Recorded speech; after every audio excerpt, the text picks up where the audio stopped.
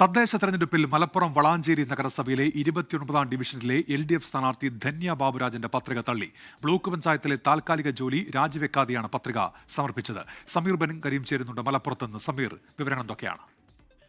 ഉന്മേഷ്, വളാഞ്ചേരി നഗരസഭയിലെ 29ാം division LDF സ്ഥാനാർത്ഥി ധന്യ ബാബുരാജിന്റെ പത്രികയാണ് ഇപ്പോൾ തള്ളിയിരിക്കുന്നത്. അതിന് കാരണമായി RO ചൂണ്ടിക്കാണിച്ചിരിക്കുന്നത് ഇവർ ബ്ലോക്ക് പഞ്ചായത്തിന് കീഴിലുള്ള പകൽ വീട് എന്ന സ്ഥാപനത്തിൽ താൽക്കാലിക ജീവനക്കാരിയാണ്. ഈ ജോലി രാജിവെക്കാതെയാണ് പത്രിക സമർപ്പിച്ചത് എന്നുള്ളത് ചട്ടവിരുദ്ധമാണ് എന്ന് ചൂണ്ടിക്കാണിച്ചുകൊണ്ടാണ് ഇത്തരത്തിൽ RO തള്ളിയിരിക്കുന്നത്. എന്നാൽ ഇതുമായി ബന്ധപ്പെട്ട് LDF പറയുന്നത് ഇത് നിയമവിരുദ്ധമായാണ് അദ്ദേഹം തള്ളിയിരിക്കുന്നത്. അതുകൊണ്ട് തന്നെ ജില്ലാ കളക്ടറെ സമീപിക്കും, ഇത് പുനഃസ്ഥാപിക്കുമെന്നുള്ള അല്ലെങ്കിൽ അത്തരം ഒരു പരാതിയുമായി മുന്നോട്ട് പോകുമെന്നുള്ളതാണ് ഇതുമായി ബന്ധപ്പെട്ട് CPM വ്യക്തമാക്കുന്നത്. ഏതായാലും ഈ CPM-നെ സംബന്ധിച്ചിടത്തോളം വലിയ തിരിച്ചടിയാണ് വളാഞ്ചേരി നഗരസഭയിൽ ഇപ്പോൾ ഉണ്ടായിരിക്കുന്നത്.